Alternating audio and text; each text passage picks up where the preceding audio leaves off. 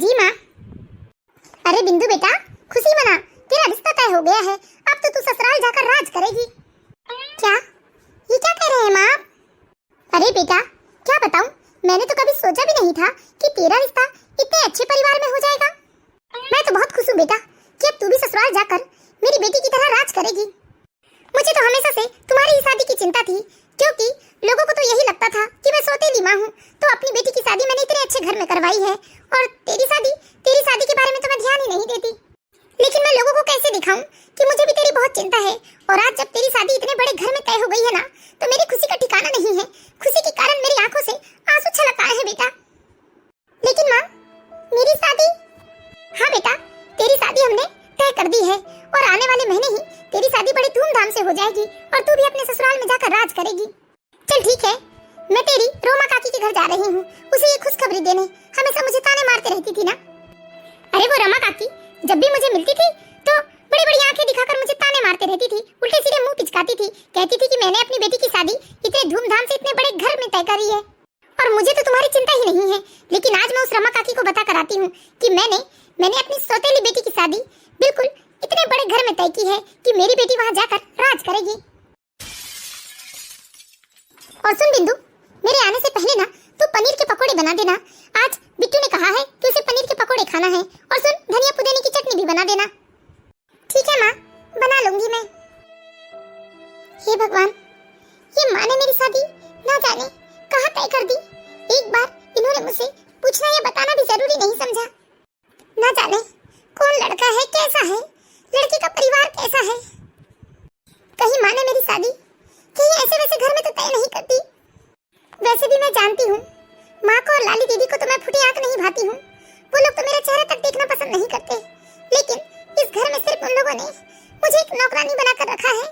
सिर्फ मैं इसीलिए मुझे 2 वक्त की रोटी दी जाती है यहाँ, क्योंकि मैं घर का पूरा काम करती हूँ। माँ तो माँ, पापा ने भी मुझे बताना जरूरी नहीं समझा। एक बार भी मुझे बताया नहीं कि वो मेरी शादी करना चाहते हैं, या फिर उन्होंने मेरा रिश्ता कहीं तय कर दिया है, और 1 महीने में शादी भी हो जाएगी। माँ, काश आज आप यहाँ होती माँ, तो कम से कम मुझसे मेरी राय पूछती, मेरी पसंद नापसंद पूछती माँ। सच में माँ, मैं आपको बहुत याद कर रही हूँ। माँ, आपने मुझे यहाँ क्यों छोड़ दिया माँ? आप भी मुझे अपने साथ ले गई होती। मैं तो हमेशा से बस यही सोचती थी कि कभी न कभी मेरी भी किस्मत बदलेगी, भगवान कभी न कभी मेरी भी सुनेंगे। मायके में तो दुख काट ही रही हूँ, कम से कम ससुराल अच्छा मिल जाएगा, वहाँ कम से कम सास के रूप में मुझे माँ मिल जाएगी। लेकिन माँ ने बिना पूछे, बिना मेरी राय जाने, पसंद नापसंद जाने, मेरा रिश्ता ना जाने कहाँ तय कर दिया। ना जाने कैसा घर है, कैसा परिवार है। ये है बिंदु। बिंदु जब 3 साल की थी तब एक लंबी बीमारी के चलते बिंदु की माँ का स्वर्गवास हो गया था। तब बिंदु छोटी थी, तब बिंदु के दादा दादी चाहते थे कि बिंदु को एक सौतेली माँ मिल जाए। तब बिंदु के दादा दादी ने बिंदु के पिता की शादी गायत्री जी से करवा दी। शुरू में तो सब कुछ ठीक रहा, लेकिन जैसे ही गायत्री जी ने भी अपने बच्चों को जन्म दिया, तो धीरे धीरे गायत्री जी का व्यवहार बिंदु के प्रति सौतेला होता गया। और धीरे धीरे जब बिंदु के सौतेले भाई बहन बड़े होते गए, तो उन लोगों ने भी अपनी माँ का व्यवहार देखते हुए बिंदु के साथ बहुत ही बुरा बर्ताव करना शुरू कर दिया। गायत्री जी के 2 बच्चे थे, एक बेटी थी लल्ली और बेटा था बिट्टू। गायत्री जी ने अपनी बेटी लल्ली की शादी एक बहुत बड़े बिजनेसमैन परिवार में कर दी थी, और वो अपने ससुराल में राज कर रही थी। बिंदु के दादा दादी बिंदु से बहुत प्रेम करते थे, लेकिन जब बिंदु 13 साल की हुई, तब तक बिंदु के दादा दादी भी इस दुनिया को अलविदा कह चुके थे। गायत्री जी बहुत ही तेज तर्रार थी, इसीलिए वो अपने पति की एक ना सुनती थी, और घर में सिर्फ गायत्री जी की ही चलती थी। हे भगवान, ऐसे कौन से लोग हैं जो मुझे बिना देखे, मेरे बारे में जाने बिना ही मुझसे शादी करने को तैयार हो गए हैं। मुझे बहुत डर लग रहा है, क्योंकि मैंने माँ को कई बार पिताजी से कहते सुना है कि कैसा भी लड़का देखकर मेरी शादी कर दे, क्योंकि वो मुझे बहुत समझती हैं। बिंदु बेटा, ले बेटा मुंह मीठा कर। लेकिन पापा, मेरा रिश्ता करने से पहले एक बार कम से कम आप लोगों ने मुझसे पूछ तो लिया होता। अरे कौन लड़का है, कैसा परिवार है, कुछ तो मालूम होना चाहिए ना मुझे। ये मेरी पूरी जिंदगी का सवाल है पापा। और बड़ी ही हैरानी की बात है पापा, उन लोगों ने मुझे देखा तक नहीं और रिश्ता भी पक्का कर लिया। अच्छा, तो महारानी यहाँ अब तक बैठकर आंसू बहा रही है। अरे बिंदु, क्या तूने हमें अपना दुश्मन समझकर कर रखा है? क्या हम तेरा भला नहीं चाहते जो इस तरह आंसू बहा रही है? अरे हमने बहुत सोच समझकर तुम्हारा रिश्ता तय किया है, और हमें मालूम है कि तुम अपने ससुराल में राज करोगी राज। लेकिन माँ, लड़के वालों ने मुझे देखा तक नहीं है और उन्होंने रिश्ता कैसे पक्का कर लिया? जब लड़के वाले तुझे पहले से जानते ही हैं तो तुझे देखने की जरूरत ही क्या है? गायत्री, बच्ची है, थोड़ा आराम से। बस यही तो आपने इसे सिर चढ़ा कर रखा है, बच्ची है बच्ची है। अरे अब बच्ची नहीं रही, ये पूरे 22 साल की हो चुकी है ये। और आप ही बताइए ना, क्या मैं इसकी दुश्मन हूँ जो मैं इसका बुरा चाहूंगी? देख बिंदु, लड़के का परिवार तुझे पहले से जानता है, तुझे उन्होंने पसंद किया है और तेरा ये रिश्ता तेरी बहन लाली ने करवाया है। अब तू ये रोना धोना छोड़ और ससुराल जाने की तैयारी कर। तू तुझे तो हमेशा से लगता था ना बिंदु कि लाली तेरी दुश्मन है, लाली तुझसे जलती है, लेकिन शुक्र मना तू कि लाली ने ही तेरा रिश्ता अपने देवर के साथ तय करवाया है। क्या ये आप क्या कह रही है माँ? मतलब लाली ने अपने देवर यानी कि शेखर जी से मेरा रिश्ता तय करवाया है? अरे और नहीं तो क्या, एहसान मार लाली का। हाँ बेटा, तेरी बहन ने ही ये रिश्ता तय करवाया है। अब तो तू खुश है ना बेटा? ले मुंह मीठा कर। अब मुंह मीठा करने का समय नहीं है जी, बिट्टू आता ही होगा, उसने इसे पनीर के पकोड़े बनाने को बताया है, लेकिन ये अभी तक यहाँ बैठकर शौक मना रही थी। अरे कहते हैं ना कि तुम किसी के लिए कितना ही अच्छा कर लो, लेकिन सौतेली तो हमेशा सौतेली ही कहलाती है। मैंने तो हमेशा बिंदु को अपनी बेटी समझा, लेकिन बिंदु मुझे हमेशा ही अपनी सौतेली माँ मानते आई है। नहीं माँ, ऐसा मत कहिए। हाँ हाँ ठीक है, जा बना पनीर के पकोड़े, और सुन धनिया और पुदीने की चटनी भी बना लेना, वरना बिट्टू का गुस्सा तो तुझे पता ही है। ठीक है। वैसे शेखर जी का परिवार तो सच में बहुत अच्छा है, लेकिन मुझे बहुत आश्चर्य हो रहा है कि जो लाली मेरी शक्ल भी देखना पसंद नहीं करती थी, वो मुझे अपनी देवरानी बनाने को कैसे तैयार हो गई? क्या इसके पीछे लाली का कोई साजिश है? कोई ना कोई बात तो जरूर है, वरना लाली मुझे अपने ससुराल में नहीं, मुझे कुछ तो पता करना ही होगा। बिंदु बेटा। हाँ पापा। बिंदु बेटा, तू ज्यादा मत सोच। देख, कभी कभी हम जिसे जैसा समझते हैं ना, असल में वो वैसा होता नहीं। हो सकता है लाली भले तुझसे यहाँ लड़ती झगड़ती थी, तुझसे घर का सारा काम करवाती थी, लेकिन वो तेरी भलाई चाहती होगी, या तेरा भी जीवन उसे संवरते हुए देखना है, इसलिए तो उसने अपने देवर से तेरी शादी तय की है। बिंदु, सच कहूँ बेटा, मुझे भी पहले ऐसा ही लगता था कि लाली और गायत्री तुझसे नफरत करते हैं, लेकिन यकीन कर बेटा, जब लाली ने खुद आकर मुझसे तेरे रिश्ते की बात शेखर जी से की ना, तब मुझे मालूम चला कि लाली ऊपर से कठोर जरूर है, लेकिन अंदर से वह इतनी ही कोमल और मधुर भी है। ठीक है बेटा, अब तू ये सोचना छोड़ दे और बस खुशी खुशी अपनी शादी की तैयारियों में जुट जा, क्योंकि बस 1 महीना है तेरी शादी के लिए। ठीक है पापा। हो सकता है पापा ठीक ही कह रहे हैं, जब लाली की शादी नहीं हुई थी तब बात अलग है, लेकिन अब वो घर गृहस्थी वाली हो गई है तो अब वो समझदार हो गई होगी। अब बिंदु को भी लगा कि उसके माता पिता ठीक ही कह रहे हैं, अब उसकी बहन बदल चुकी होगी और उसकी बहन उसकी भलाई चाहती होगी। अब बिंदु खुशी खुशी अपनी शादी की तैयारियों में लग जाती है। अरे लाली बहू सुनो। क्या हुआ मम्मी जी? देखो बहू, तुम्हारे कहने पर मैंने तुम्हारी छोटी बहन बिंदु को इस घर की छोटी बहू बनाने के लिए तैयार तो हो गई हूँ, लेकिन मैंने अपने बेटे शेखर और बिंदु की शादी की सारी जिम्मेदारी ना तुम पर सौंप दी है। मेरे बेटे की शादी में कोई कमी नहीं रहनी चाहिए, बिल्कुल जोर शोर से शादी होना चाहिए, और मेरी छोटी बहू के लिए भी किसी चीज में कोई कमी नहीं रहना चाहिए। अब मैंने शॉपिंग की सारी जिम्मेदारी तुम्हें सौंप दी है, तो देखो अच्छा से अच्छा सामान ले आना उसके लिए। सजने संवरने के, पहनने ओढ़ने के, जो भी आजकल की लड़कियां पसंद करती है वो सारे सामान ले आना तुम। रुपए पैसों की बिल्कुल चिंता मत करना, हमारे 2 ही तो बच्चे हैं, एक की शादी तो हमने धूमधाम से पहले ही कर दी, अब हम शेखर की शादी में भी कोई कसर नहीं रखना चाहते। अरे मम्मी जी, आप चिंता क्यों करते हो? देखना, मैं किसी भी तरह से कोई कमी नहीं रहने दूंगी देवर जी की शादी में। लो, देवर जी भी आ गए।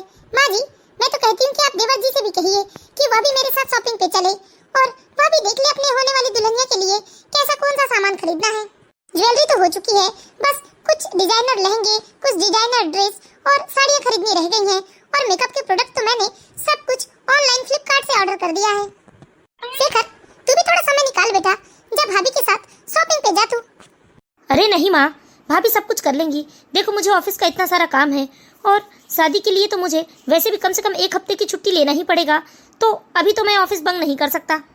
वैसे भी भाभी की बहन ही तो है बिंदु, और भाभी तो अच्छे से जानती होंगी अपनी बहन की पसंद नापसंद, तो मुझे जाने की कोई जरूरत नहीं है, ऐसा लगता है मुझे। हाँ, बिंदु मेरी छोटी बहन है और मैं अच्छे से जानती हूँ उसे क्या पसंद है क्या नहीं, तो आप चिंता मत कीजिए, सब कुछ मैं अपनी पसंद से और जो बिंदु को पसंद हो वो सब कुछ खरीद लूंगी। अरे बहू, मैं तो कहती हूँ तुम अपनी बहन को ही बुला लो फोन करके। अरे नहीं मम्मी जी, मैं क्यों बेकार में उसे परेशान करूँ, मैं हूँ ना, मैं सब कुछ कर लूंगी। ठीक है बहू, जाओ तुम। इधर लाली के ससुराल में बिंदु और शेखर की सारी जिम्मेदारी लाली को सौंप दी गई थी। लाली के ससुराल वालों को लग रहा था कि लाली ने यह रिश्ता तय करवाया है तो दोनों बहन के बीच में बड़ा ही प्यार होगा। लेकिन कौन जानता था कि लाली के मन में क्या है और क्यों लाली अपनी सौतेली बहन को अपनी देवरानी बनाकर लाना चाहती है। उधर बिंदु के मन में भी ढेरों सवाल पनप रहे थे कि आखिर लाली ने बिंदु को अपनी देवरानी बनाने का फैसला क्यों किया, क्योंकि बिंदु जानती थी कि लाली उससे बहुत नफरत करती है, उससे जलती है और लाली और उसकी माँ ने मिलकर बिंदु की पढ़ाई लिखाई तक बंद करवा दी थी। उसे सिर्फ घर में नौकरानी बनाकर रखा गया था। खैर धीरे धीरे 1 महीने का समय बीत जाता है। इधर बिंदु और शेखर की शादी बहुत ही धूमधाम से संपन्न होती है, क्योंकि शेखर के माता पिता चाहते थे कि उनकी बेटी और बहू की शादी में कोई कमी नहीं रहनी चाहिए। बिंदु ने कभी सपने में भी नहीं सोचा था कि उसकी शादी इस तरीके से हो सकती है। जितने धूमधाम से लाली की शादी नहीं हुई थी, उससे कहीं ज्यादा धूमधाम से बिंदु की शादी हो जाती है। बिंदु दुल्हन बनकर अपने ससुराल में आ जाती है। 1-2 दिनों तक तो सारे रस्म रिवाज होते हैं। धीरे धीरे सारे मेहमान चले गए थे और अब घर की सामान्य दिनचर्या शुरू हो चुकी थी। बहू, जब से तुम ब्याह कर इस घर में आई हो, तब से पूरे 4 दिन तक बस छोटे बड़े नेक दस्तूर ही चल रहे थे, जिस वजह से न तुम अच्छे से कुछ खा पी पाई हो और न ही आराम कर पाई हो। ये लो खाना, अच्छे से बैठकर खा लो बेटा। उसके बाद खूब आराम करना आज दोपहर भर, फिर शाम को रसोई तुम संभालना आज।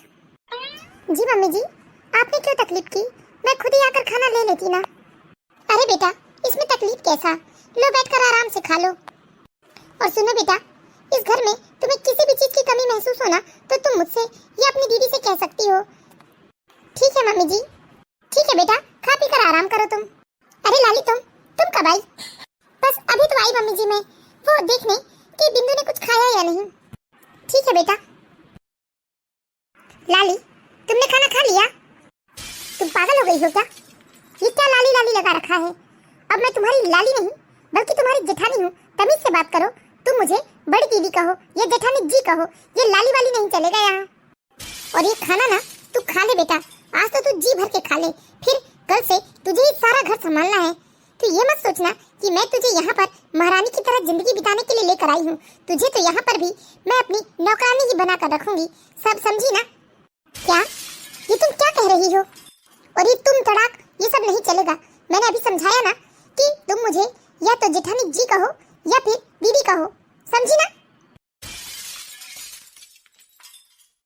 जिस बात का डर मुझे अंदर ही अंदर खाया जा रहा था, आखिर वही बात हुई। मुझे लग ही रहा था कि लाली कभी मेरा अच्छा नहीं सोच सकती। जब लाली ने मायके में मुझे नौकरानी बनाकर रखा था, फिर वो यहाँ क्यों नहीं? यहाँ भी वो मुझे नौकरानी बनाकर ही लेकर आई है। तभी तो मैं सोचूं कि जो मुझसे इतनी नफरत करती हो, मेरी शक्ल नहीं देखना चाहती हो, वह मुझे अपनी देवरानी कैसे बना सकती है? हे भगवान, मेरे साथ ही इतना बुरा क्यों होता है? मैंने किसी का क्या बिगाड़ा है? पहले सोचती थी कि मायके में प्यार नहीं मिला तो ना सही, ससुराल अच्छा मिलेगा तो ससुराल में सबका लाड़ दुलार मिलेगा मुझे और मेरे जीवन की सारी कमियां पूरी हो जाएंगी। लेकिन ये क्या, लाली ने तो मुझे नौकरानी बनाने के उद्देश्य से अपनी देवरानी बनाया है। अब तो मेरी सारी हिम्मत ही टूट गई। अब मेरे साथ कभी कुछ अच्छा नहीं हो सकता। मेरी पूरी जिंदगी ऐसे ही रोने धोने में निकल जाएगी। पूरी जिंदगी इस घर में मैं लाली की नौकरानी बनकर ही रहूंगी। अब तो वो मेरी जेठानी है, तो वो तो मुझ पर और ज्यादा हुक्म चलाएगी। उसके मन में जो आएगा वो करवाएगी मुझसे। खाना देखकर ऐसा लगा था कि सच में मुझे बहुत भूख लगी है। मैं आज आराम से बैठकर मन भर खाना खाऊंगी, लेकिन लाली की ये बात सुनकर तो जैसे मेरी भूख प्यास ही मिट गई। ये खाना रसोई में रख देती हूँ मैं और आज से घर का सारा काम शुरू कर देती हूँ। अरे बिंदु बेटा, ये क्या कर रही हो तुम? साफ सफाई कर रही थी मम्मी जी। अरे बेटा, ये तुम्हारा काम नहीं है। इस घर में तुम्हारा काम सिर्फ चूल्हा चौका देखना है। ये सारे काम के लिए हमारे घर 2 काम वाली लगी हुई है। तुम्हें ये सब काम करने की कोई जरूरत नहीं है। अरे नहीं मम्मी जी, क्यों बेकार में रुपए खर्च करना? मुझे घर के सारे काम आते हैं। साफ सफाई से लेकर झाड़ू पोछे से लेकर खाना पीना सब कुछ मैं कर लूंगी। अरे नहीं बेटा बिंदु, ये क्या कह रही हो तुम? अभी तो तुम लोगों के घूमने फिरने खाने पीने के दिन है। ये सब काम के लिए हमारे घर काम वाली है ना, इसलिए तुम ये सब काम नहीं करोगी। वो मम्मी जी, आज कमला दीदी छुट्टी पर गई है ना, इसलिए मैंने ही कहा था बिंदु से कि घर के कुछ काम मैं कर लेती हूँ और घर के कुछ काम ये कर लेगी। अरे कमला छुट्टी पर गई है, लेकिन गीता तो है ना, वो शाम को आएगी ना घर के काम करने। क्या मम्मी जी, शाम तक घर में कचरा रहने देंगे क्या?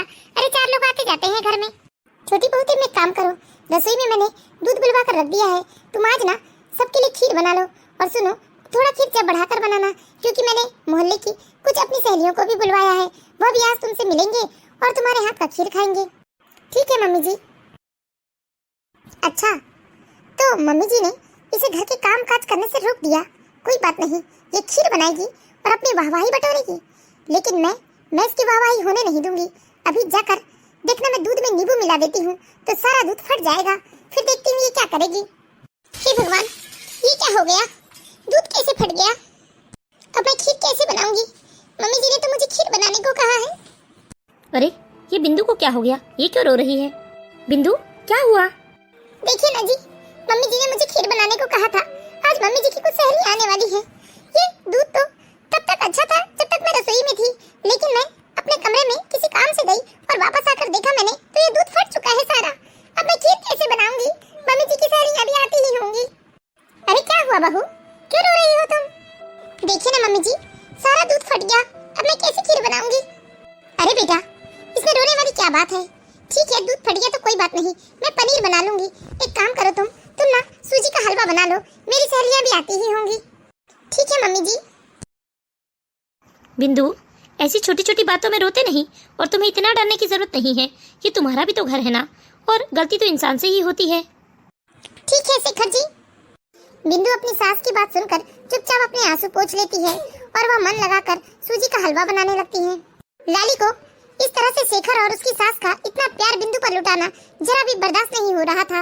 वह जलन से आग बबूला हो रही थी। करीब आधे घंटे बाद सूजी का हलवा भी तैयार हो जाता है और बिंदु की सास की सहेलियां भी आ जाती हैं। बिंदु की सास बिंदु को सामने लेकर आती है और बिंदु अपनी सास की सहेलियों को हलवा परोसती है। मानना पड़ेगा जानकी, तेरी छोटी बहू तो साक्षात लक्ष्मी है, लक्ष्मी। और उसके हाथों में तो जादू है, ऐसा लग रहा है जैसे साक्षात अन्नपूर्णा देवी ने ये बनाया होगा। इससे पहले मैंने इतना स्वादिष्ट हलवा, वो भी सूजी का, कभी नहीं खाया था। हाँ भाई, सच में सर्वगुण संपन्न है मेरी बहू तो। वैसे मेरी दोनों बहुएं बहुत अच्छी हैं। हाँ, लेकिन छोटी बहू कुछ ज्यादा ही अच्छी है। अरे तुम कहाँ चली लाली बहू? वो मम्मी जी, मुझे कोई काम याद आ गया, बस वही करने जा रही हूँ। अरे बेटा आओ ना, तुम भी बैठो, हमसे कुछ बातें करो। जी आंटी जी। इस तरह बिंदु की सास बिंदु की जम के तारीफ करते हैं और इस तारीफ को सुनकर बिंदु की सौतेली बहन लाली को जलन होने लगती है और वह गुस्से से उठकर वहाँ से चली जाती है। लेकिन बिंदु की सास को लाली का यह व्यवहार बहुत अटपटा सा लगता है। बस आज के बाद बिंदु की सास लाली के हर एक बर्ताव पर ध्यान देने लगी थी और धीरे धीरे उसे समझ में आ रहा था कि लाली अपनी बहन के ऊपर बहुत ही अत्याचार कर रही है, बहुत तारीफ बटोर रही है ना, अपने आप को इस घर की महारानी समझने लगी है। इसे तो इसकी औकात याद दिलानी ही होगी।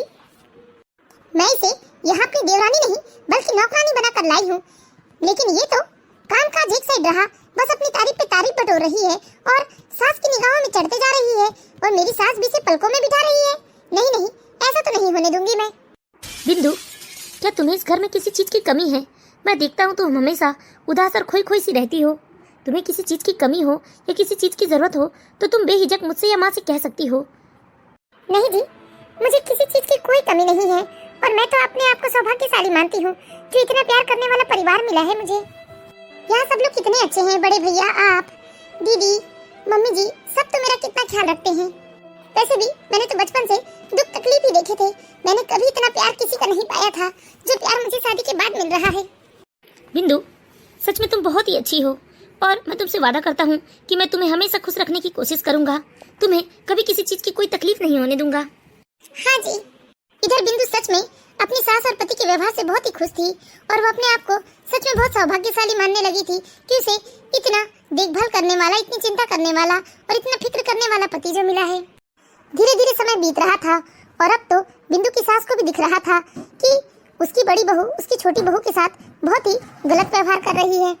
सुन बिंदु, मैं मार्केट जा रही हूँ, मेरे पीछे से तुम आराम मत फरमाना, घर के सारे काम कर देना, घर की साफ सफाई करना और उसके बाद रसोई भी संभाल लेना, समझी ना? मुझे आने में देर भी हो सकती है। ठीक है दीदी, मैं सारा काम कर लूंगी।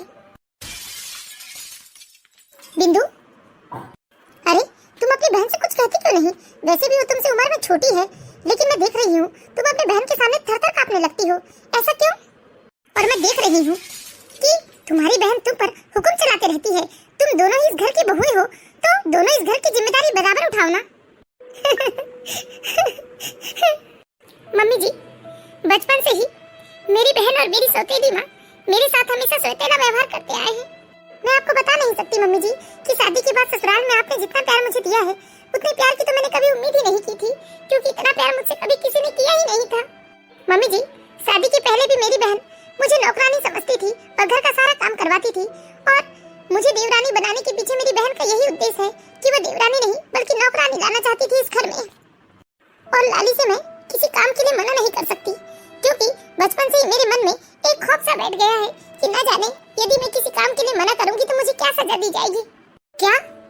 मुझे तो अभी भी यकीन नहीं हो रहा है कि वो तुम्हारे साथ इतना सब कुछ कैसे कर सकती है।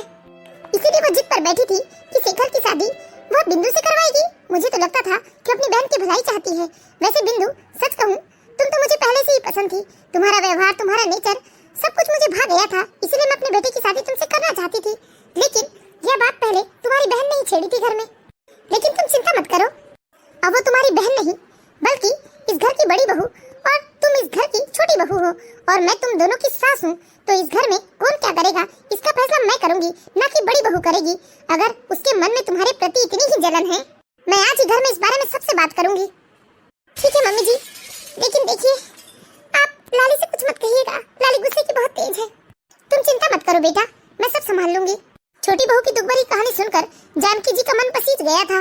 इसीलिए जानकी जी ने अपने पति और अपने दोनों बेटे को बिठाकर इस बारे में चर्चा की।